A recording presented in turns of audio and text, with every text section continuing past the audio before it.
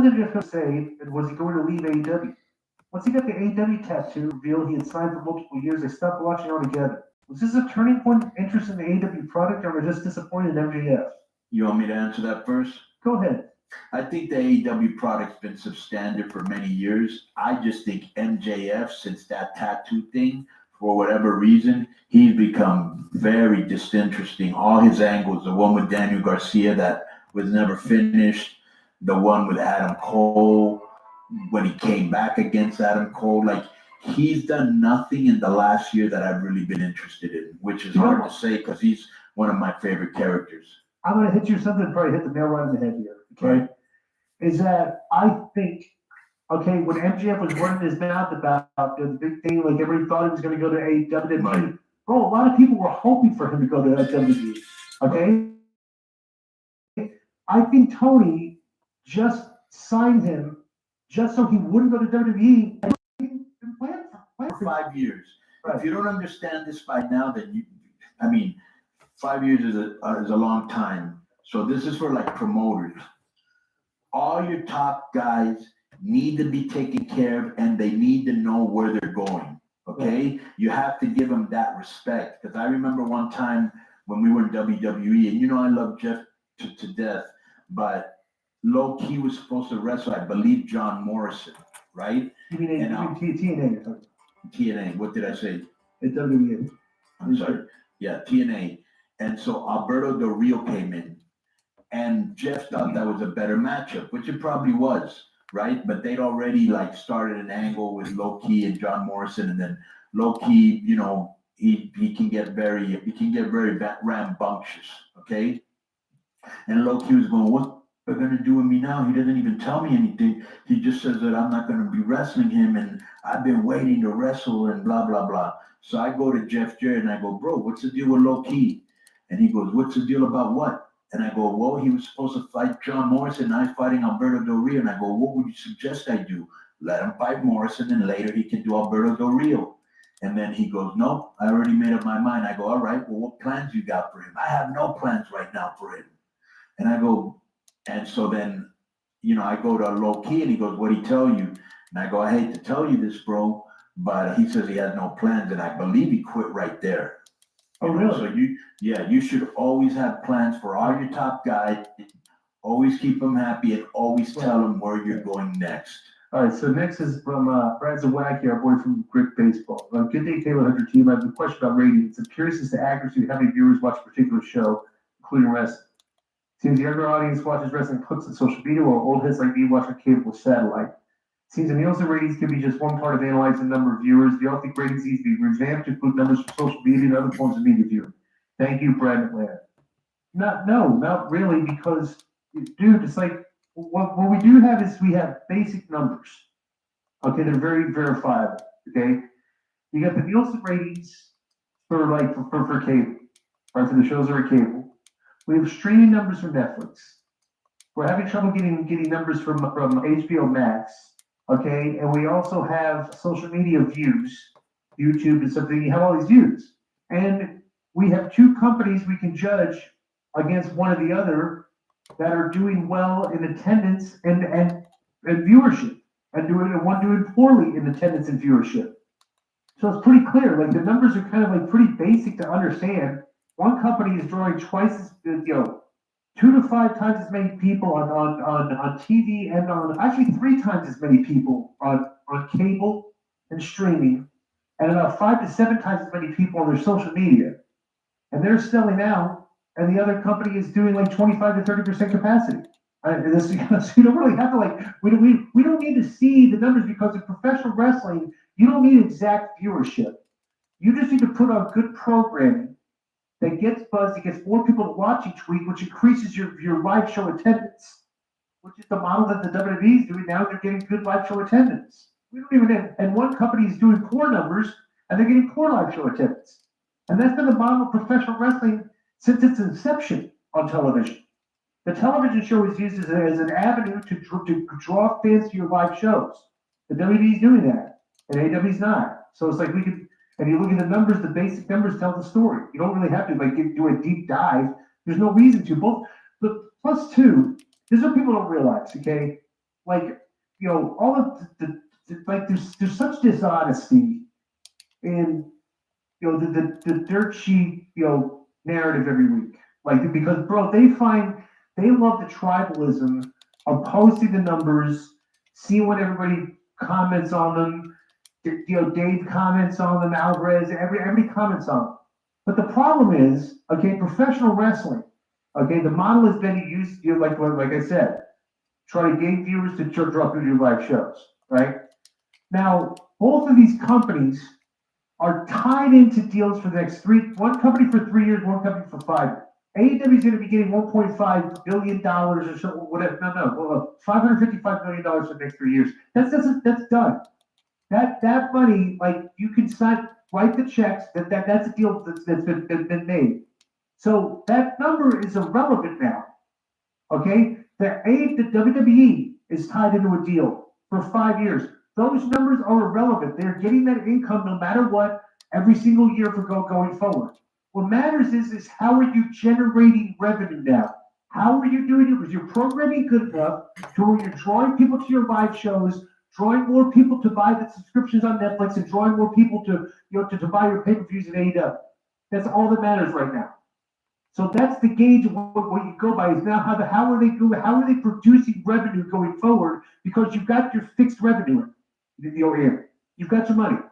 Like, that's nothing. You're not going to lose any of that. You're not going to, the numbers don't even matter. What matters is the rest of the revenue you make going forward based on your viewership and the content you're providing on TV. And nobody really talks about that. But that's the gist of it. It's like, how are you going to be doing, like, how are you going to do that? How much revenue? Like, AEW's not generating any revenue right now. They're not doing good numbers, and they're not drawing people to their live events. And their pay-per-views are down by like 10 to 20% from the previous years. So it's like, that's how you judge AEW. Not to say, well, they've got a TV deal. Okay, that's fixed income going forward. What are you doing to generate revenue? Nobody really talks about that. Like, so I don't know. What do you think about what I just said, Corey? Well, at the end of the day, they still got more money than anybody besides WWE. That they don't know what they're doing is a whole different thing. Like I've always said, just because you have money doesn't mean you know what you're doing. Yeah, I doubt but he's got advantages. He's a billionaire, bro. He's in the 1-2% of the United States.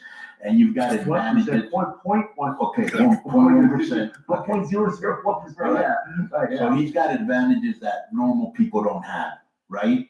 So he's got advantages Kurt Bauer doesn't have. He's got advantages Billy Corrigan doesn't have. Who knows if he went in there and was paying for his own TV time? Like, we don't know, right? Right. But I'll tell you what, bro. So Joe or Disco, have you ever in your whole life or know somebody that's been surveyed by Nielsen? That has a Nielsen home? Yeah, I actually knew a person who was a Nielsen home, but just one person. All right. But that was back in the day. It's like, I got an email once and almost signed up, and it was very complex. It just wasn't worth it, dude. But people can access it. I don't know anyone else, but I've almost. All right. Well, I've never been surveyed by Nielsen, and I find anything that I don't know who's in charge of it susceptible for everything from corruption to manipulation. Almost like, how do you know people don't pay to be on TV like they did with radio with Payola? That's one. Well, a lot of AEW stuff, so we should probably get that out of the way. There was a big Dynamite. But there was? I must have watched the wrong one. There was a big Dynamite because it was a long Dynamite. It was a long 2 hours. It was a very, very long 2 hours. But I guess before we get there, we have to talk about something. And I've seen a little bit of it, and they showed some of the clips of it on Wednesday night. But there was a video all this time after they first debuted, put out on the Death Riders, being interviewed by Renee Moxley, good of all people. By the Death Rider's wife. And it is clearly everyone's dream in here's our wrestling performance, our character performance, but let's get your take on it. Oh, well, I'm not even going to try to give you a take on. I couldn't sit through the thing. I have heard speeches on C-SPAN that were more gripping than But I can set the stage for the people who haven't seen it, and then I have actually because we got deluged, right, with this thing, with people that, oh, look at this, talk about this, and oh, here's what I think about this. And there's one email that I thought was very representative of many of the comments. So what we're going to do is we're going to look at the fans' fucking reaction to this. So I don't know. I don't trust myself anymore. I thought it was me. I'm like, what the fuck is going on with these people? But now I find out it's not just me, it's thee and we. But what they showed on YouTube in its entirety was there is Renee Moxley Good, and she's a very level-headed looking woman, but she says it's no secret. She's a normal looking person, is what I'm saying. You don't think that, it's an odd couple relationship, but she says it's no secret that I'm married to John Moxley, or he's my husband or whatever. But when the red light comes on in the wrestling, he becomes a different person, not the person I know. And it sets the stage for, apparently, she was standing in their backyard in suburban Cincinnati somewhere, right? And the fact that he has a space in his home that looks like this would normally indicate that somebody would need to be on some kind of governmental, state, local, federal watch list, wouldn't they, Brian? Well, maybe he's in the saving. The saving what? The money he's making, the millions and millions he's making. No, I'm not talking. He could. He's not investing in property. He could have been on top of a mansion. We didn't see that, but I'm talking about the underneath part. Somebody needs to be investigating him. It depends on what he's saving down there. Maybe it needs to be one of those fucking John Wayne Gacy fucking. Oh, come on. Let's see what is in those jars of canned goods. Oh, it's pickled people's feet. No, she turns and she goes, and it's like the old-fashioned Dorothy, the storm's coming. Storm cellar doors underneath this house that she opens up and goes down these stairs into this dark area, and then opens the door, and it's like the Moxley dungeon, only Stu Hart's dungeon. It was a basement with a kind of a drop ceiling with holes in it and plaster walls with holes in them. This is it looked like my Aunt Lola's fucking basement that scared the shit out of me when I was a kid, when they lived on 13th Street in Covington. This old 2-story fucking home from like the early 1900s that had been converted into an upstairs and downstairs apartment, but the fucking basement was like cobblestones with water dripping. It looked like a goddamn Vincent Price movie. So he's got this kind of apparatus set up in his home, allegedly. Now, we didn't see a lot of the training facility, but we saw they had a dark room that they were standing in, and then another room behind them where, for some reason, Marita Schaefer was doing fucking, I don't know, stretching with a Richard Simmons video, and they're trying to, they're shadow boxing back there like it's some kind of underground training facility. And there was a poster on the wall, but it was carefully lit that it looked as spooky as possible. But the point is, each one of these guys, she talked to Claudio and talked to whoever she was talking to, would stand there and drone on I don't know what the fuck, while somebody else was shadow boxing or stretching in the background, and Moxley was pacing back and forth like a rat trying to find a quarter in a silo. And then when she talked to Pac, he was in a little fucking, it is not even a one-person sauna. It looked like a goddamn penalty box at a hockey game where he was in a stall at a fucking truck stop. And he's in the sauna talking like, and then Dick the Boozer himself, after the Boar Horsemen get finished, It just does the same thing he does on the promos on television, just longer. Am I in any way exaggerating when I've just described No, this? it was a dark and dank 25-minute video or whatever it was. But I mean, unless you were in a medically induced coma and couldn't fucking move, would you sit there and listen to all 20 minutes of these fucking nitwits ramble on? Because it was just more of the same. But anyway, I said I wasn't going to review it because I didn't fucking understand it. But we got an email. Would you like to hear the email, Brian? Sure. You may have seen that. It may have come across your desk, but as CEO, you don't have time to get into the weeds. I get down here in the weeds with our fans, down in the poison ivy and the fucking manure where it belongs. And this is from Chris. I will not give his last name just to save him from the legal threats. But the subject of the email was Close Up with Mrs. the Boozer. Jim and Brian, I'm sure you guys have seen this or had 100 people send it to you, but my God, this whole Close Up with the Death Riders YouTube interview is a disaster. I laughed out loud when Renee finished her intro and the camera pans over so she can stroll into the death basement. Oh, the hard cut to Pac, framed like a weird little troll trapped in a death sauna. Yuta saying the quiet part out loud and admitting he feels like he's at a fantasy camp. At one point, old Wheeler said, yeah, I felt like I was in a fantasy camp. But more importantly, Chris continues, what the fuck is anyone talking about? Mox says the Death Riders are doing whatever it is they're doing because we're one bad decision away from setting this business back 20 years.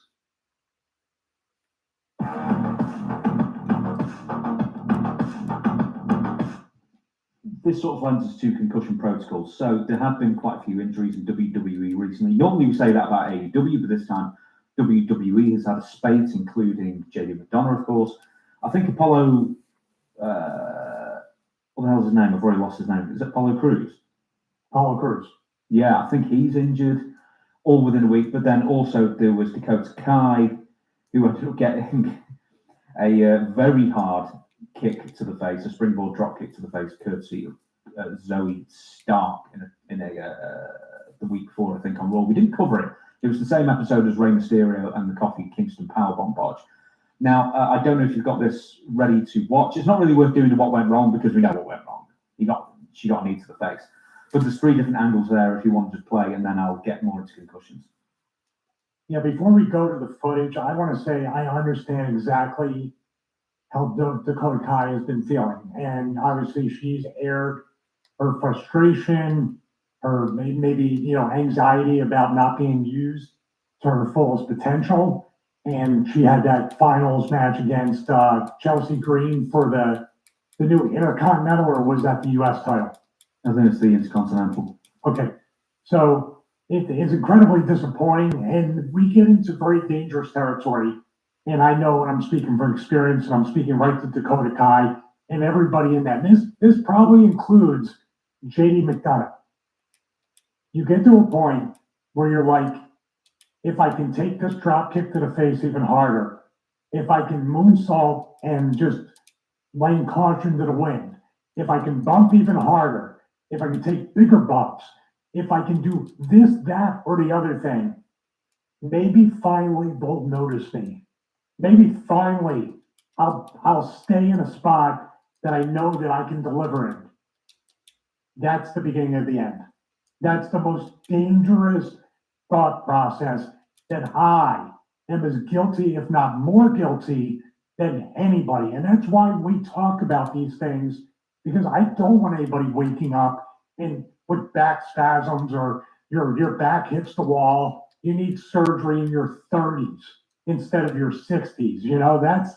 That's what I'm hoping for with these types of topics and these segments in this show in general. So with that being said, we'll go to this, and concussions are a whole nother story of the absolute unknown.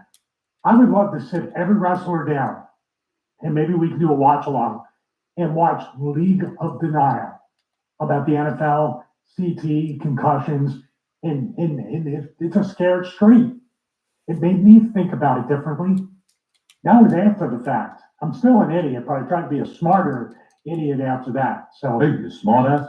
hey, what are you, a smart idiot? Oh, by the way, I'm sorry, my wife got married. Ha ha, ha ha, ha ha.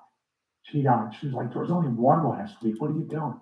So, in all seriousness, let's play this, and hopefully this girl can recover from the unknown concussions. Absolutely unknown.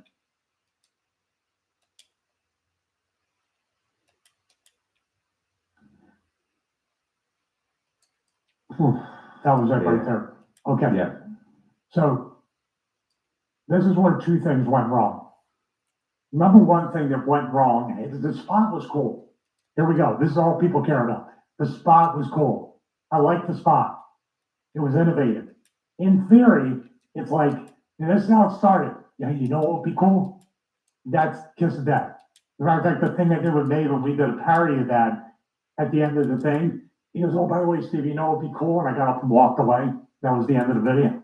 But with this, I know what they were trying to do, the effort of the spot, and out of nowhere. You know what this is? This is a can or a tribute, if they even know it, to the Midnight Express or Arn Anderson and Bobby Eaton. There was a famous spot that they did where there was a blind tag in the corner.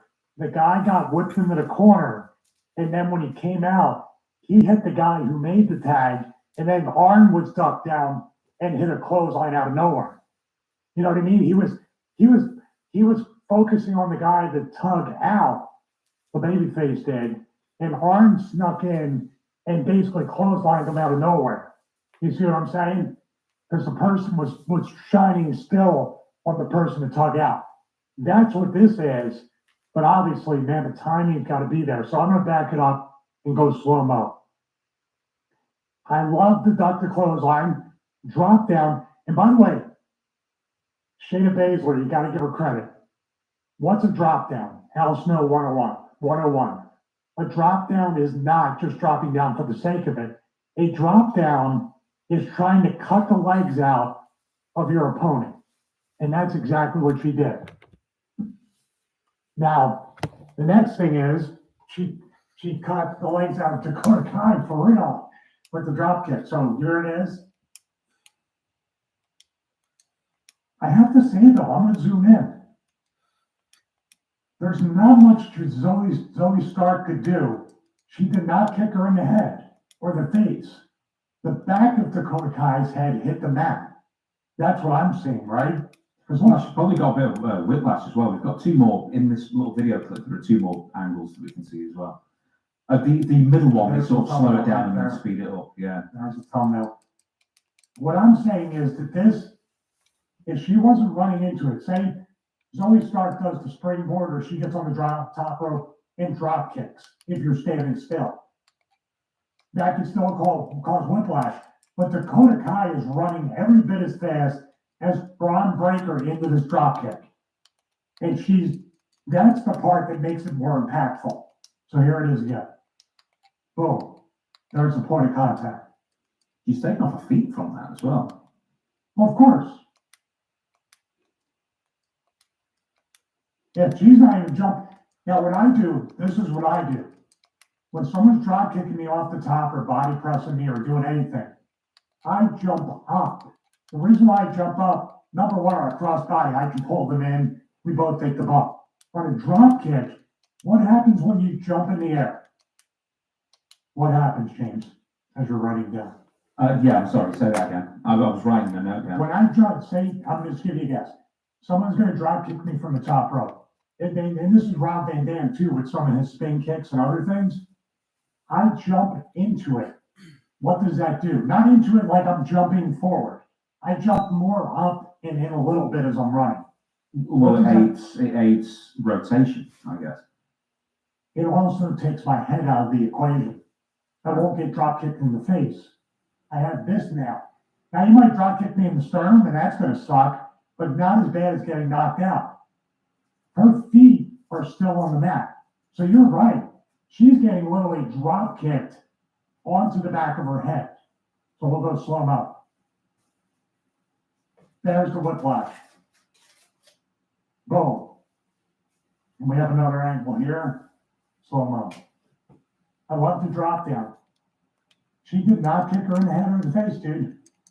This is all momentum running, momentum kicking somebody very, very hard, but in a safe place.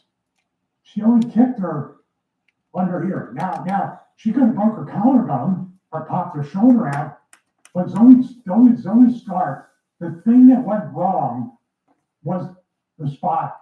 In theory, is great, but Dakota Kai knocked herself out with the bump. It was not Zoe Stark. Now she obviously drop kicked her, but she bumped like this here, like bumping anyone and hitting the back of your head, whatever. I would say this is a guess. Dakota Kai bumped. The bump was so hard, and Zoe Stark bumped at the same time, that guess what the ring did to Dakota Kai? It hit her in the back of the head. Okay, but I mean that's a theory, but also you could say that she got drop kicked so hard that she didn't take a bump, she was legitimately knocked down, so therefore she couldn't land how she would normally do if she was in control of her own bump. Yeah, but she's also running, so she's not in control of her own bump anyway. If you're standing still, you're in control of your bump. She's running. I gotta give the spot credit though. This is an incredibly difficult, complex, multi-layered spot that has duck to clothesline. Shayna Baszler needs to drop down, and maybe that's why she dropped down the way you should, to get out of the way of the bump. But she should do that every time. Dakota Kai has to now go over the drop down, still run as fast as you can. Zoe Stark needs to meet her in the middle and springboard exactly at the point. And let's say this, dude. Dakota Kai, what if she was closer? She would have got kicked in the face. But this is almost a what went right. Trust me, I'm going to go back to me on full screen. This here can be what went right and what went wrong. The spot is executed to perfection. The spot is awesome. The spot is done well. Zoe Stark works like a dude. So the drop kick looks good. It's not a tap drop kick. Dakota Kai is running into it after going over a drop down, which leads to, I didn't see it coming. It was a blind drop kick.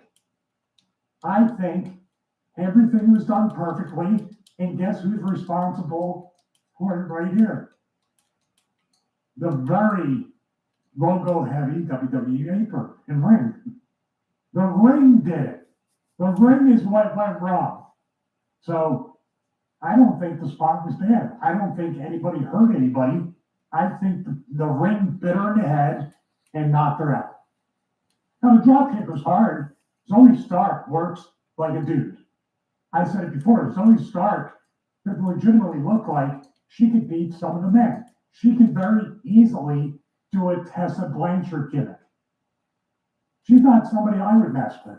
I mean, all three of them are shooters, but I'm just saying, she's somebody that legitimately looks like she can hang with the guys. So I think this was just an unfortunate side effect of a very well done spot.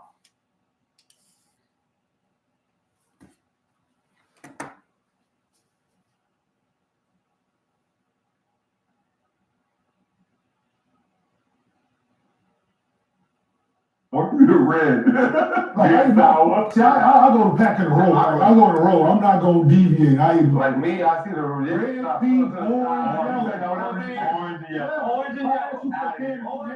not going to be like, no, I don't like that. open it up. I don't like that flavor. Like, no, I'm going through the pen. I'm slow. I really say like the We just orange and discussed yellow, that. like the last, so I have to eat them. Oh, you give them away. Really? Yeah, there you go. Like yellow is Lakers color. M&M's. Them the dudes that don't eat vegetables. They all fans. Oh, I was gonna say. I was gonna say. I don't want those in the No, go get all them. Yeah. Them the dudes that don't eat vegetables, don't get fried rice, tell them no vegetables, get fried rice and shit like that. Right. Man, somebody, don't bring the carrots in my Yeah. It depends on where we at. Exactly, see? Depends on where we at. Don't drink water. If you don't do no vegetables, they gotta make a whole new batch of them. Yeah. Yeah, damn right. Yeah, we used to send the dude to PL chain and all that, go get food and all that, dude get fried rice and no veg. What type of grown motherfucker don't eat vegetables? Like, You know, it's not like you're taking. yeah, they did. Them the same dudes you got that don't drink water. Them the dudes that want Gatorade, they water bottles, drink soda with every meal and Oh, and my juice. homie, Yeah. my homie eat In-N-Out with no cheese on the burger. That's you like that? That's him right there. Just plain burger and bread. Jailhouse. No, Medium bread. I said, boy, how you not getting the cheese with the crap? Yes. You just needling. You ain't got nothing in there. You just like the nigga. He ain't got no tourniquet. You searching. You ain't no juice in there, bro. I gotta get the cheese. Needle it. Not a chance. Double burger with cheese. With cheese. With cheese. Yeah, not a double cheeseburger. A double burger with cheese. If I don't have cheese on, I can't eat that. So if you get a double burger with cheese. That's some cheese. Yes, yeah, that's not. Well, proper burgers and shit. We're distracted from more important conversations we need to have, particularly a Caucasian gentleman that made his way to the lecture today. We'll talk about that in just a moment. But for all the fans out there, we still got 2 viewing options for you: our traditional version, mobile vertical version. Pick whichever one you want to watch. Just make sure you support the show. And Luca, please pull up. We got a spot for you. We got the jersey already, fresh off the press. And some of y'all ghost watching, subscribe. Make sure y'all like and subscribe. We set a world record yesterday. I don't care about like, just subscribe. Just subscribe. You watch it. Even if you don't like it, just subscribe. we got a bunch of algorithms. Appreciate everybody out there. Our biggest show ever yesterday. We had over 85,000 people in the chat who secured our suite for the Lakers Mavs game. Underdog, don't think we forgot. Okay. Break bread. February 25th. Yeah. It's a Tuesday. You talk about the current number though, the current number's kind of crazy. Yeah. 800 almost? Yeah, basic. All right. Not even 24 hours? They try. They be trying. Average. They be trying. Average now in the arena. But here's what's cracking in the arena today. Luka's trade to the Lakers sent shockwaves through the basketball and sports world. Which superstars around the league are actually untouchable? And we will have some sound from his press conference today. We see Rob Lincoln with the slender leather jacket. Okay, look at him. Looking very metro. We respect it. The Warriors are reportedly working the phones trying to land a star before the deadline. But are the Dubs too thirsty to try and get a deal done? They are cooked. The dynasty is officially over. And the 2025 NBA All-Star teams are set. Which players deserve the love? Which ones got snubbed? We see LaMelo up there, the most famous ball brother.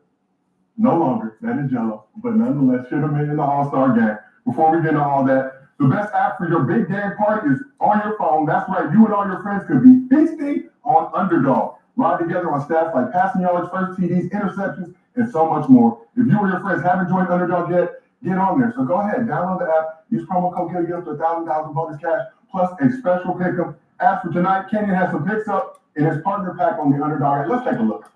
You got Cat hired. 1.5 3-pointers made. Knicks at the Raptors, after losing to the Lakers, did defeat the Rockets last night, won 6 of their last 7 games. Of course, that game that they did not win against LeBron in the Lakers squad. You got Josh Hart, hired 15.5 rebounds and assists, certified triple-double machine. Kawhi Leonard, hired 18.5 points. Obviously, Lakers take on the Clippers tonight. Not really the bad of LA because Luka will not be playing in the game, but nonetheless, still on the schedule, so you got to play it. And Ivica Zubac, hired 14.5 rebounds and assists in that game tonight.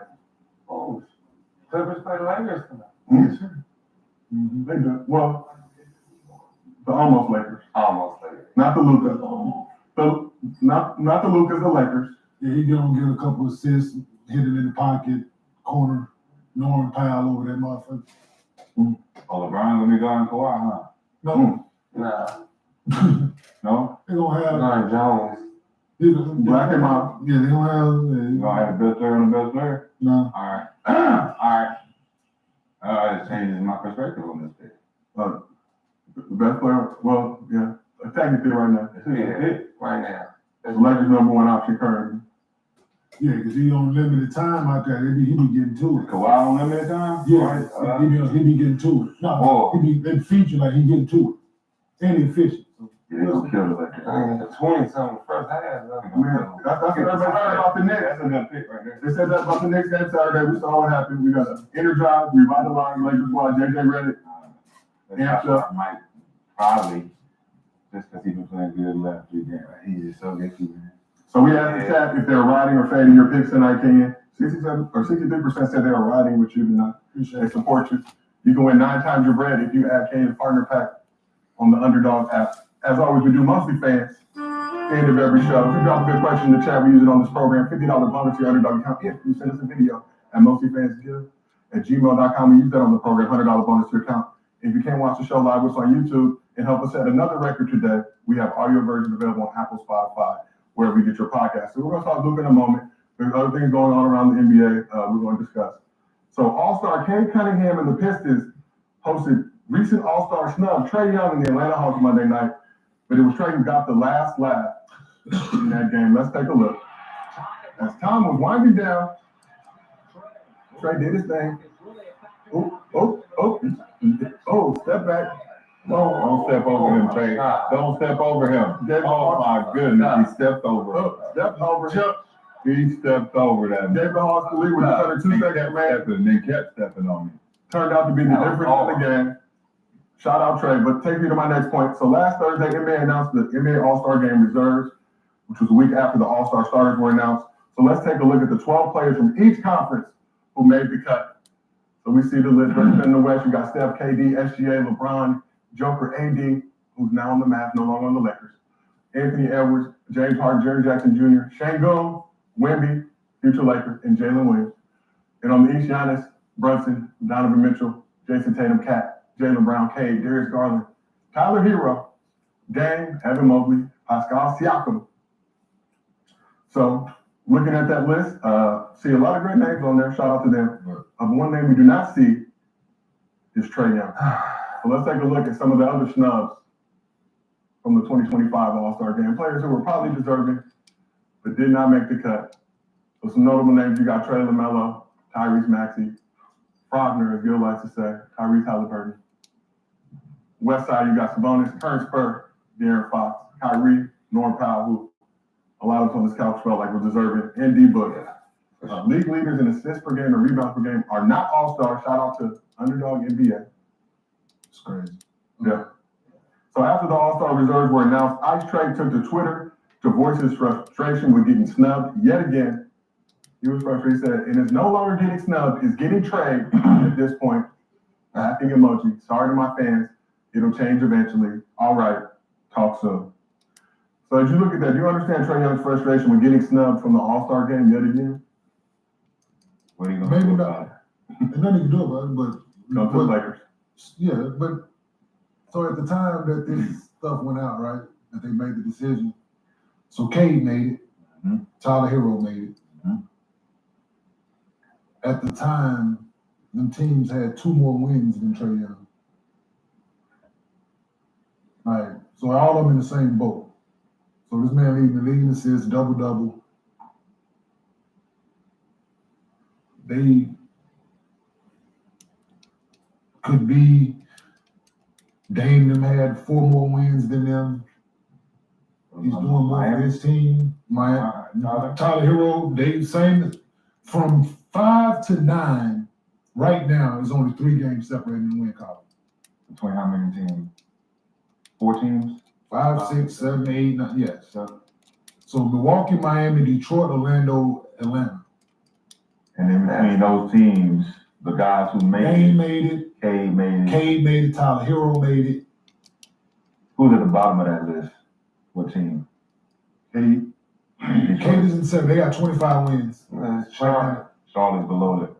Yeah, Sure. Melo did not make That's the why cut. Melo. Sure, yeah, that's why they didn't make it. Then So Melo led Eastern Conference guards and fan votes. I think was ranked 3rd amongst players. Yeah, that I understand. They got 12 wins. All right. Apparently, a league not a fan of Baker.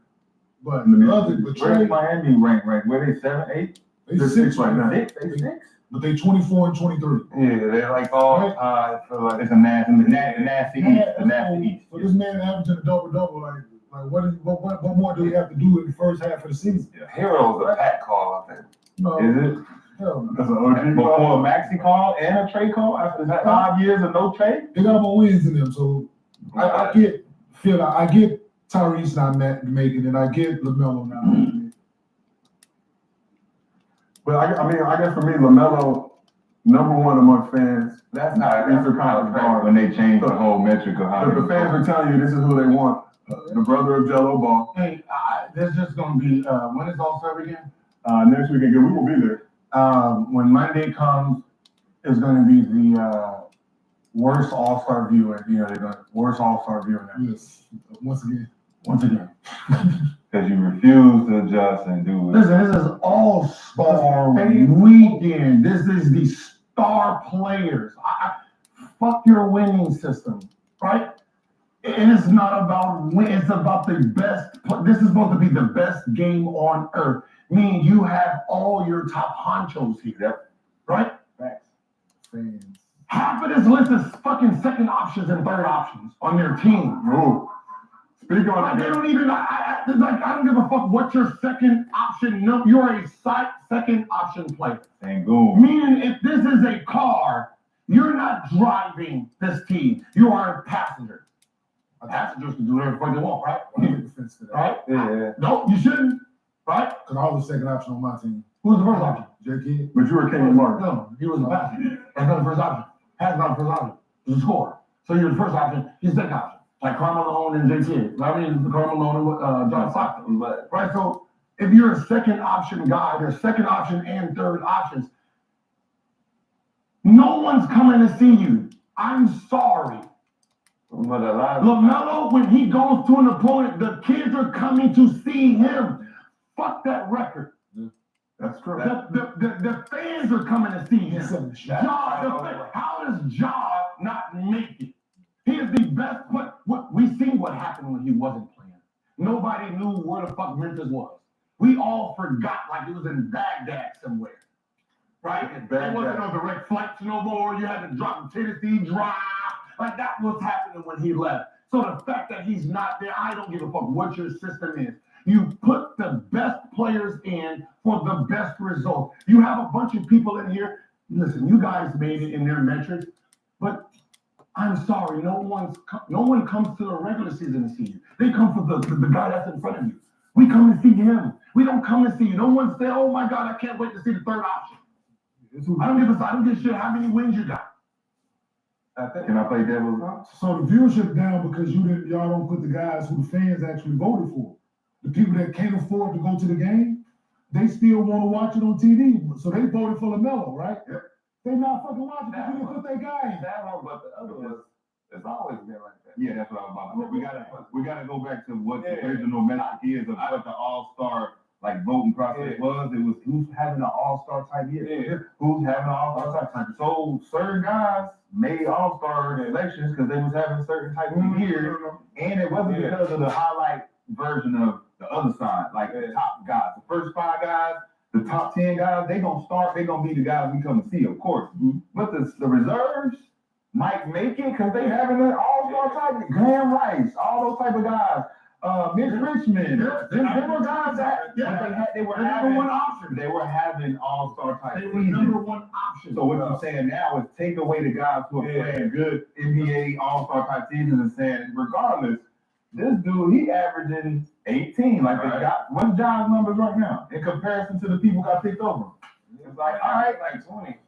You made 25, and Maxey should have the biggest argument right now. Career high point per game and average for Maxey. So John's averaging 21, 8, 4 rebounds, played 29 games this season. One way. But he was Those are solid team he numbers. said he understands. Team. Those are solid team numbers. We got to play second But the fans should matter though. Because the fans can matter. fans should But matter. the top 10, But this, the fans should matter. like they did with Top 10, the fans. always been. No, but even on the reserves, right? The reserve, your team record it shouldn't matter. Your team record has nothing to do with you as an all-star. Process in. What if the guy No, get it's not. injured? We got a motherfucker who averaged Who 12 him that points. Hey, Gil. Kyle Korver. Gil. There's no way on no planet earth that he's an all-star in no type of league. But why? I don't give a deal. He's averaging 12. You're telling me if we go through the NBA, you can't find 150 people better than him.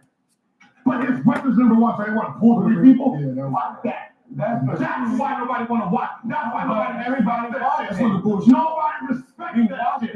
You think a motherfucker who averaged 29 points and his team sucks is looking at a motherfucker who is no option on his team, no scout, just call him over. He can't be more winning. But you're not winning because of you. winning. Not because of you. Yes, you win. No, you're not. You're averaging 12 winning because of me. If I'm starting every game, every winning. If he started every no, but at the you were all winning. So you said Kyle Korver better than you? Well, you It don't matter. It's winning. Answer the question. And so, I said reward winning.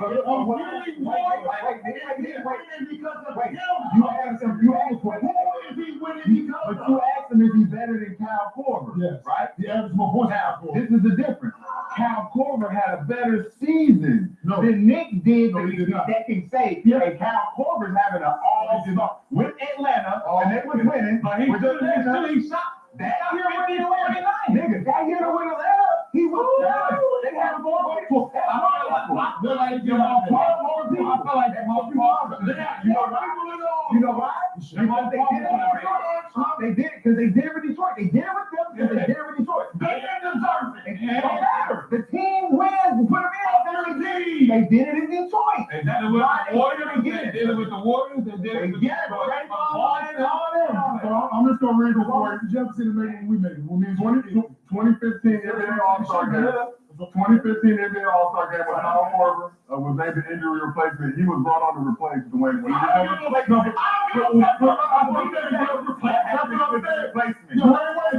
who we gonna get? Kyle Korver straight right here.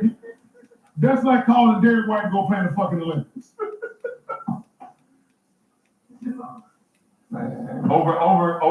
Overall, guys. That's like calling Derek White to go fucking over his finals.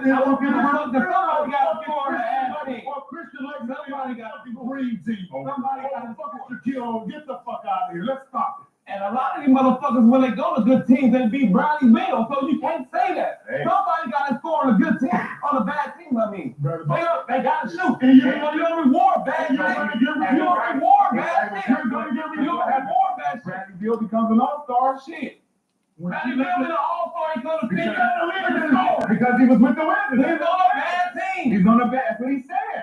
Ever since then, we ain't seen all-star. You don't see all-star. What the fuck does that mean? He had good seasons. If He you had good seasons, just like Kyle Korver. Yes. The only difference was he was not He averaged had good seasons. Just in the pro himself? No, because he was healthy. He goes from 10 to 12. Boy had a good season because he was with nobody. 10, 12. You're doing and he's already shooting. We're talking about 30. We're talking about that moment in time. His 18 is better. Bradley Beal turned into Kyle Korver this year. Bradley Beal turned into Kyle Korver. So he took it all. So he took it all. Somebody He ain't playing good ball. But you know what I'm saying, though. If you're on a bad team, somebody Hold on. Atlanta was number one. That's why Kyle Korver got the nod. Phoenix is not number one. We're not going to get a bad deal. So 18 points. So 18 points. I thought like Jamal. So 18 points. So What was his numbers then? 20 fucking 12. You gotta know the. I don't give a fuck what it was. It was more than 12. It was more than 12. And he's the second option, not the I felt like Jamal Crawford should have made it. It's been I felt like Jamal Crawford. You want to know why? You know why? You know why? Steph Curry. He had a good season. Is it Steph Curry? He had a good season. He had a good season. It doesn't matter. He had a good season. We had a good season. That was the number one. We talking about reserve, right? We talking about Kyle Korver being a reserve. Substitute. They called him that. They called him. Can Jamal Murray be that? Why did they call Jamal Murray? He should have. Yeah. Why didn't they? And they got nothing to do with me. They called down Forward. Yeah, they called down Forward. Hey, if this dude get hurt, we'll call you niggas like that. Yep. Play better. I hate these arguments, man. Where we're gonna eat the dog. You know what I mean? So we don't reward winning no more. Winning don't give a fuck. What? You're winning. Who's winning? They are. 3 people in front of me. No. You can't do that. If I'm number 1 and you shoot every shot and you're the last place, I'm gonna give a fuck about that. You are. But you're doing it. You gotta shoot. All right. Somebody gotta shoot. Let's put this in car form. The nigga who has a bad team and he's scoring, he is the driver, right? The second option is Peter. What is his responsibility? Auxiliary, right? He's controlling that, He's gonna be on the phone, whatever. Maybe if I get tired, he can come in. Third option, backseat. Fourth option, backseat. Now you're telling me these 2 motherfuckers who's never ever in their life know the responsibility of driving the car is making it over him? If you take Kyle Korver and put him on any team as the number 1 option, the bitches don't ever sweat. He went to Creighton. He was the number 1 option. Yeah. Ask them how much he averaged in Creighton as the number 1 option. Creighton. Yeah. So don't say he never did it. Yeah. We can pull up. They got to number 1. They got also say, hey, I know what this feels like. I know what this feels like. 50, 40, 90. Feel like also. I ain't been the number 2 option on my own. I don't know. What do you average? So his senior year at Creighton. Senior year, I'm just saying. 18 points per game. Woo! And he was the 51 pick in the second. Okay, that's nice. He was the number 1 option on his team, bro. Cool. Yeah, he wasn't the number 1 option in the NBA. But he knows what it feels about. You just asked the question, what would happen if he was the number 1? You just asked about NBA. He would know exactly what to do. They're winning because his team was the number 1 option. Number 1 option. Have they ever been the second option? Has he ever been the second option? Has he ever been the second option on his team? It matter. Yeah, it don't matter. We're talking about the only round for these 3 superstars in the NBA. Everybody else is not superstars. There's 30 dogs. I'm not running 30. I'm not rewarding the 30-second option. Did you play with Kyle Korver? Yes. Did you play with Kyle Korver? But still, you ain't even know what the fuck I'm about to ask. But still, what? You don't even know what the fuck I'm about to ask. Go ahead. You got to be honest with yourself with this question. I'm going to be honest with myself. Right? I'm going to I have a question. What you talking about? Did you play this guy? No. There's a question about that. Is he weak or not? No, I'm about to question. What's Kyle? Listen, you played against Kyle Korver. You played against Kyle Korver. When you played against Kyle Korver. Was Kyle Korver limited in his basketball ability? But he was in fucking pregame before the game. Coach, don't even worry. You didn't answer that. I don't even worry about his work. Okay. I don't know how this turned into a Kyle Korver discussion. Tell me what his limitations are. Tell me what his. He asked the question. Tell me what items are. Okay. Shooting. Yes. Passing. Movement. Movement without the basketball. Mm-hmm. Lock and trail on defense. Pay attention to defensive principles and keys and strategies on defense.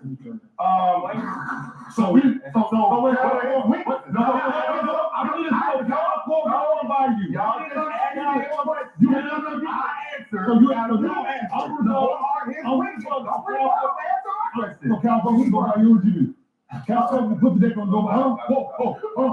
Cal Korver put the ball on the deck on nobody? No. Okay. Okay. Now, a lot of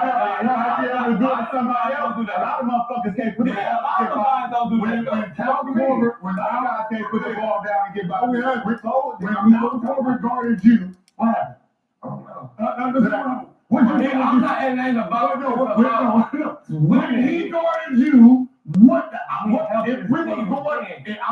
if Kobe was called to play and you got the ball and Kyle Korver was guarding you, what'd you do? Because he said all this defense bullshit. Yeah. What'd you do? Where is his defense? I'm showing you right now. You're not showing shit. He's just saying gibberish. I asked you a straight question.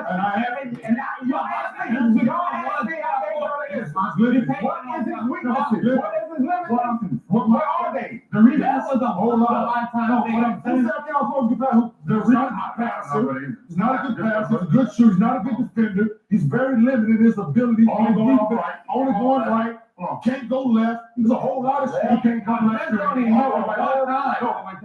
whole lot of limitations. So I have no fucking question. Y'all making up shit. No, I don't think just like you did. The point Y'all gotta make up shit. The point Just like of you this to win a conversation. The point I can break this shit down. very limited. I can break this shit down. I'm a very limited basketball player. So I'm playing this Reason with 51. Of course, Jamal. Reason with 51. He's very Of course, Jamal. He came off the bench. Is Joker limited? Is the reason why Joker with this? Absolutely. So what is his limitations? Yes. What are Joker's limitations? That's Just ain't about it. Joker. He saw him pick, and this is the reason why he went. He's limited, right? What is his limitation? Okay. None. So the guy who come off the bench averaging 16 points on the market. I thought the market. Did you say again? Jamal. The third option. Just because he had a bigger role out of them. So we did learn at the start of all that it was going to be CM Punk versus Sami Zayn in an Elimination Chamber qualifying match. I did wonder to myself, maybe we as fans do moan a little bit too much. I mean, we are eating good. It was the longest Royal Rumble video package in history. My main takeaway is that WWE financially did very well. Who won it? Don't know. Also, my friends, we're on to Downs, the only wrestling review show you need, and I will watch professional wrestling, so you don't have to, and there is a lot of it on that television. Also, don't get mad at me. Get mad at the finger of power, and yes, that's just a sentence that came out of my mouth, and I'm not a child. What? Let's up those downs. Where now did come Royal Rumble winner number one? It was Jey Uso. My gosh. Now, this has caused quite a ruckus on the internet, and look, have all the opinions, apart from those people that take it too far and start getting personal. But man, let's just call it for how it is. These people are idiots, and these people are stupid, and if you are going to cross that line, well, again, you're an idiot and you're stupid, we don't need to worry about. Those who just have thoughts, though, and are happy to share them and get into a discourse, man, you get a couple of thumbs from me, but I really don't understand how anybody can't watch this Jey Uso entrance and even have a little teeny tiny thing in your tum-tum that goes, oh yeah, I get it a little bit. His reaction and response was so big, they stopped the music, and then they started music up again, because the fans just wanted to go crazy. There's two reasons I love it the most. One, if you now do have a favorite superstar, you can believe in your Tootsie Toes that maybe one day they will get the same treatment. And two, if wrestling, it's about being open with the fans in the building, and on a wider scale too, save a lot of merchandise, just being somebody you want to get behind. Well, man, Jey Uso is here. This another half I got all emotional as well. That got me a bit emotional too, water coming out of my seeing devices, because you could just see how happy he was. He didn't even know what to say. Cody Rhodes came out and said, what do you want to talk about? That didn't matter. He was starting to talk about the fact that when he did become a singles wrestler, he was scared. I love it when people of huge success do this, because it basically sends a message to you and I, hey, you can be nervous, you can be scared too, we're all nervous and scared, so let's all go live our dreams. So much so, let's start a movement of our own. I'm definitely going to regret this, and definitely going to peter out in around about 3 weeks.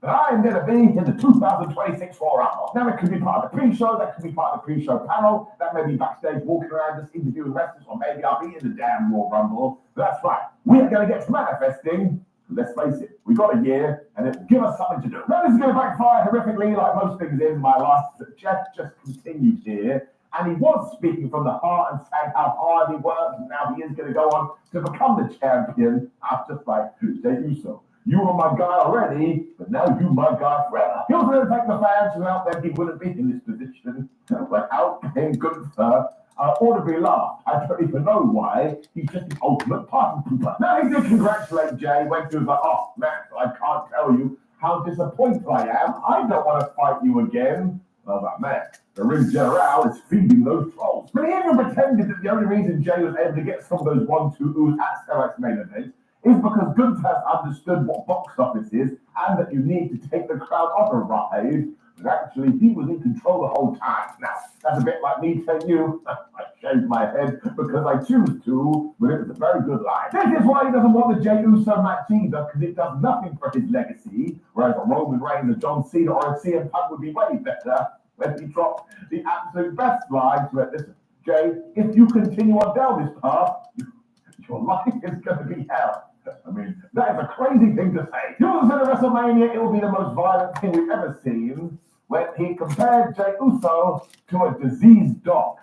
She of course fired back and he was all like, man, I'm done with this. I'm tired of people telling me what I can do and what I can't do. I am a singles wrestler. I am the Royal Rumble winner. And listen to me, Mr. World Heavyweight Champion. Maybe I will pick you at the shows, or maybe I'll pick Cody Rhodes. I'm going to pop down to SmackDown and talk to him as well, but the end of the story will be the same. Jey Uso, world champion. I think this came across so genuine here, and that's what I want from my baby face. I'll just say it again. I want their feels to hit me in the tum-tum so I can do the dance of joy. And sure, yes, John Cena winning the Royal Rumble would have been great, but he still would have been John Cena at the end of the day, one of the best of all time. But Jey with the Rumble, well, we have created quite a beast here, and I actually think it's going to turn out to be a damn good choice. And then he's basically just kickstarted his own legacy. So a round of applause from me. We're going to make sure everybody knew that John Cena is going to be in that elimination chamber. When Ludwig Kaiser was basically like, Penta, I think you're an idiot. Now, this was because he did fly him out of the Royal Rumble, but also because it was about to be Ludwig versus Penta. And I tell you, Kaiser is not having a good few days. Now, look, he was able to hit the Masked Man with a rolling DVD into the ring apron, which is the hardest part of the ring. When Masked Man Penta came back with a backstabber, and yeah, sure, it looked a little bit splitty. He then got the dive because 2025, when he went super kick crazy, when he looked at Ludwig and went, oh yeah, that guy's got an arm. He snapped it. Not kidding either. After about 8 or maybe 10 minutes, Penta then hit the Penta driver, and he just pinned Ludwig Kaiser 1, 2, 3. I was like, well, man, ever since Penta debuted, he's on a little bit of a roll. I no idea where Ludwig Kaiser is going, but there was an after effect of this, because Pete Dunne walked out, and of course Penta had beaten him too, but also Ludwig and Pete Dunne were having a chat recently, and that caused a distraction. But Ludwig beat the piss out of Penta. So you have to figure they're going to start some sort of tag team, and maybe you could even do Ludwig and Pete taking on Penta and Rey Mysterio. Don't know where that came from. I just threw it out there. And also, once again, I don't really know when Ludwig Kaiser does go long term. I mean, apart from the obvious, back to Bowser's Castle. If he didn't do the Penta Rey Mysterio tag team too, I guess at WrestleMania, it could be like a Chad Gable Dominic Mysterio team. And now I'm just saying things they can't get out of my mouth. But I was fine with all of this, and it's just nice to see Penta become a WWE superstar in front of our eyes.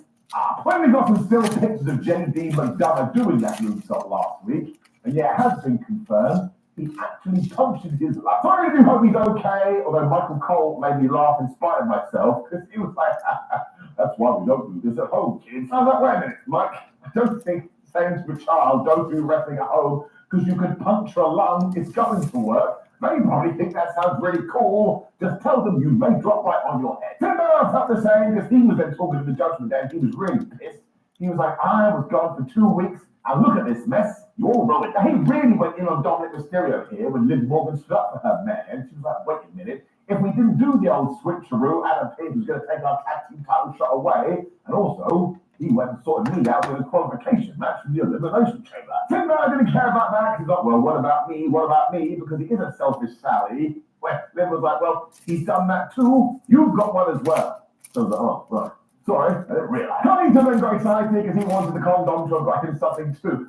Still was like, oh yeah, I got you an apple. Now, Carlito looked a little bit sad about this. I was like, Carl, you have brought this on yourself. Nobody likes apples as much as you. It's a little bit weird. Then we got quite the controversy. Charlotte Flair came out to cut her Royal Rumble winner promo. Let's just make it very clear. If you have paid your hard-earned money and you go for a wrestling show, cheer, you're allowed to boo, it's totally up to you. But it also means if you snuck in or you stole your ticket, you better shut up. But yes, because Charlotte had been away so long, she launched into her, oh my gosh, it's been so hard ever since I have been away. I do think this is true. Like, nobody knows the whole story. But it sounds like her career was almost ended. I mean, that's why she had that giant knee brace on during the Royal Rumble. Truth said that she was broken physically and mentally and had no idea whether she would ever make it back to the ring. When, yes, most of the fans were booing. Now, Charlotte kind of shrugged this off by saying, listen, I missed you all so much, I don't care what you do. But then she did say the line, don't forget, I'm the greatest WWE superstar to ever live. So we'll get back to that in just 1 second. And listen, if she wasn't expecting this, and she did have to shuffle on the dime, she doesn't need my sympathy, but I'm that guy. I did feel a little bit sorry for her. At the same time, I think this may have been planned. Anyway, before we do get to that Rhea Ripley interruption, if that makes sense, Charlotte Flair is the Royal Rumble winner, and Rhea Ripley has a title. She wants to know what the flab is going on. I mean, it's totally cool if they do smash it again at WrestleMania, because their match a few years ago was so damn good. And also, oh yeah, by the way, I won that then, Rhea Ripley, so I'll beat you again. Verify back to when they danced before that other WrestleMania, actually, Charlotte won that one, so I guess we were setting it up. Yes, man, I was nothing but a kid there. I ain't worried. Flair isn't going to make any decisions now, though, because not only is she also going to go to SmackDown, but she's going to pop down to NXT too. May as well operate it. She never really went in on Rhea because she was like, oh, look at you confronting me like this. It just proves that you have learned nothing. So you don't want none of this, as I will whoop your ass. No, not that loud, because I actually did. Because Rhea Ripley got right in her face and said, listen, I respect you, but you clearly don't respect me. Which was a little bit like, you know what, I don't like you very much at all. Oh, yeah? Well, I think you're divine, I think you smell like lily pads. When I wake up in the middle of the night, I'm always thinking about you because you're the best. And actually, she delivered that so damn well, especially because she finished it by saying, if we do fight at WrestleMania, I will kick the respect into your face. She didn't say that bit, but that was the point. I really do think these two always work well together, though, because they do have gravitas. Now let's get into it. Because I have a small part of me, it's the nerd part of me, that would not be surprised if all of this was the intent. Because honestly, when Charlotte Flair got going, she is such a good heel. She holds herself on a pedestal. She won't listen to anyone. It just like emanates out of her. She thinks she's better than everybody else. So really it's the total opposite of Jey Uso, where she feels like, of course this is going to happen to me. And don't forget all the vignettes we had before she came back at the Royal Rumble. She was literally saying, this is what I'm all about. I'm the best. Nobody can touch me. I'm Charlotte Flair.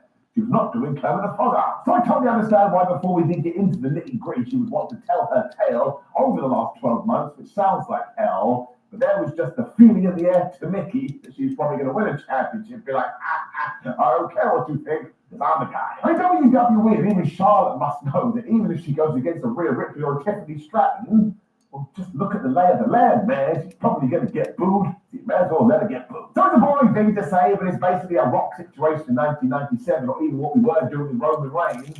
Sometimes you just got to go with it. Always in the moment we don't know, but that is my gut feeling, and WWE has earned my faith, so I am going to give this an up. I do just want to talk about the human side briefly, because I remember when I blew my shoulder out and I had to rehab for 8 months to get back to my own wrestling. That's on a way lower level than what Charlotte's doing, and I tell you, it does break you, and some days you're a super duper star. So throw it, all the wrestling to one side. I think it's damn impressive, and I hope Charlotte goes on the run of her life.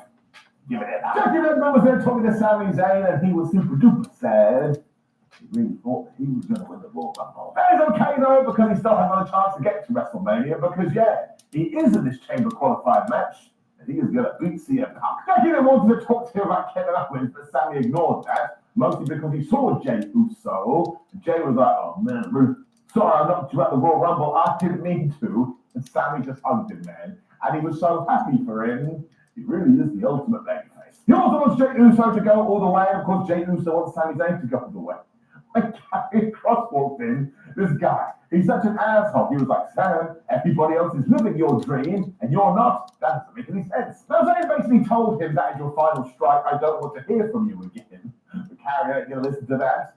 And I'm intrigued by this angle. I would like to see where it goes. When the New Day walked to the ring, and can you believe it, finally, we should have done this weeks ago, they had brand new entrance music. The good news is that I quite liked it. It seems to be causing quite the back and forth online, but we talked about how bad the entrance music was at the Royal Rumble, but this one, I thought it had a certain something to it. Remember Superman, because it had been excluded from the Royal Rumble, and Kofi Kingston was like, do you not remember all the memories that I have given you, and now you treat me like this? You're disgusting. Xavier Woods then took the microphone and said he's glad that Miles Jarrett is getting out of Cleveland. I was like, oh my gosh. No, you don't. Things then got super interesting before we got to them, actually. We were backstage, and yeah, Rhea Ripley and Io Sky were having a chat, because Io was like, oh, I'm going to beat you at WrestleMania. Maybe it depends what happens. Now, this is like Liv Morgan and Raquel Rodriguez jumped them, and Raquel even threw Rhea into a box-like structure. At the time, you were like, well, I guess that's something to do, but it's going to tie into later. When the New Day finally got a win. Look at me. Thank goodness. They're also facing Dragon Lee and Rey Mysterio. And look, it sounds like Dragon Lee has been away for so long, because he did have a baby dragon. Sorry, him and his wife had a kid. Isn't that wonderful? We should be embracing this. There was a time when that never happened in wrestling. Just way better. I didn't get so mad though because 3 minutes into this, Logan Paul just interrupted, and we give that a dare. We've talked about this. We don't need to talk about it again, but I'm going to continue it. Now, Michael Cole told us there was a reason for this because Logan Paul and Rey Mysterio are going to be in an elimination qualifier match next week. I tell you, my friends, we are not in Kansas anymore. Now the fans told Logan Paul to flub off, and they weren't saying flub. Very sadly, Netflix tried to mute this. I much preferred it when they don't do that. But the New Day didn't care because they are assholes now, and they use the distraction, and they whip Rey Mysterio dragging Lee's ass. I mean, at one point they were just ripping at Lee's mask, and I see Rey Mysterio basically missed the tag because he was looking at Logan Paul. I was like, Rey, you've been fighting for 4 decades, basically. How have you not got this in your head now? When another wrestler comes out, you've got to ignore him. He didn't mean exactly he was able to throw Rey into the back, okay, but he still got the hot tag. He would have hit the 619 if it wasn't for those meddling kids, or the New Day helping each other out. Logan Paul then got in Rey's face. The referee was totally fine about this, although it did cause the distraction about how Kofi to grab Rey.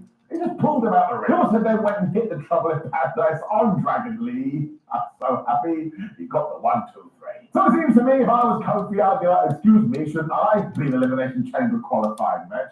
And all I care about is the New Day has got a victory, and they did it in the most ridiculous way. I need more of this. And I need them to win the Raw Tag Team titles at WrestleMania. And we're going to have to come up with the dumbest finish ever, just so they can be like, we don't care. They're ganging up. I really enjoy it. Well, we got a very interesting update on Roman Reigns. In the Royal Rumble, Seth Rollins had murdered him with this stuff, and you got to go and see it. So Michael Cole was like, yep, we have been told Roman is not going to be seen for a long, long time. Now, of course, in the real world, that ties into Roman's schedule, and more power to him. He has earned that. But it also probably means he's not going to be in the Elimination Chamber. So what the hell are we cooking for WrestleMania? It doesn't mean we can call him our missing tribal chief, but the most interesting part is, do you know who was kind of promo after this? Was CM Punk? I think that's a wink, nudge. Jackie Redmond was interviewing him about the fact that he was taking on Sami Zayn later. He was like, sorry, Sami Zayn fans, but he ain't going to the chamber. CM Punk is instead. We also saw the Alpha Academy and A-Town Down Under fall out backstage, so that is going to be a feud. When we got our big old 50-0 reminding you of what I Show Speed did at the Rumble. And my gosh, that has been seen hundreds of millions of times. Almost like that's why they put on the show to begin with. I'm going to say too, I know in the past he said really stupid stuff, but I do enjoy him immensely. And yeah, a lot of it is because he did take that spear. But if you want to use it for WrestleMania, I've got no problem with it. I know this time as well, if you were watching on Netflix, which I'm sure you were doing, this was happening. And yes, be it on Netflix or watching my show, it's super duper annoying. I've no idea what went down. We also learned this live Valkyria versus Bayley in elimination qualifying next week, so the love of everything. Can we just change tack to let her defend that IC championship? Well, it was indeed Liv Morgan versus Io Sky. Now, this was for the chamber as well, so Sky hit a dive because 2025, when Liv Morgan was able to come back with the backstabber, and the commentators are like, oh yeah, Carlito taught her that. And I was like, she was doing that before she met Carlito. I smell a lie. We also got the Three Amigos, where Io Sky hit this tremendous drop kick, and that's when Raquel Rodriguez started casting distraction. I was trying to ring Adam Pearce here. I was like, Adam, why do you keep letting her go to the ring? Even when Io went for her moonsault, Raquel was doing the same thing, so I was melting down. Sky kept reversing because she did have Liv Morgan's number, which is when Rhea Ripley came to. She was like, where is that damn Raquel Rodriguez at her heel sunglasses? Because she popped up, she ran to the ring, she beat up Raquel. And Liv Morgan was so offended by this, she grabbed Rhea Ripley by the hair, which again I couldn't relate to. Rhea was so upset, she turned around, and she smacked Liv right in the face. The referee saw that. I was like, well, I don't think you're allowed that. Let me check the rules. No, you're not. Disqualification. Now, bless Liv Morgan, because she sold this wonderfully with her face, but so did Io Sky. She went to Rhea afterwards, like, why did you do that? Now I don't get to be in the chamber. Ripley was super sorry as well, and listen, there's every chance we still do Rhea Ripley versus Io Sky at WrestleMania, or another PLE pay-per-view, and we have planted the seeds. And I've got to tell you, I really enjoyed this because it took the women's division and it gave it depth. Or light and shade or more story, whatever you want to call it. Because when you do look at the men's division compared to the women's division, everybody in the men's one is doing this. and sometimes we don't do it in the women. And now we have two baby faces that can have beef. They're not just based on their one a title shot. Io Sky should be pissed. I like this stuff a lot. It also means Liv Morgan has snuck her way into the chamber so we can get mad at her. And yes, we can be worried because Io Sky, Melody Dream, is now dead. Still meant to be bad, that is the relevant emotion here. It's so much better than just getting a winner and a loser. I know sometimes WWE goes way too overboard with the shenanigans finishes, but this one, to me, felt like it had a point. Intrigued to see where it goes. Raw Raiders then told us that JD McDonough had earned their respect. So let me just make a note here. If I want to earn Eric and Ivar's respect, I must try and kill myself. Guys, Chad Gable and his crew then turned up and they were like, oh man, I believe you injured JD.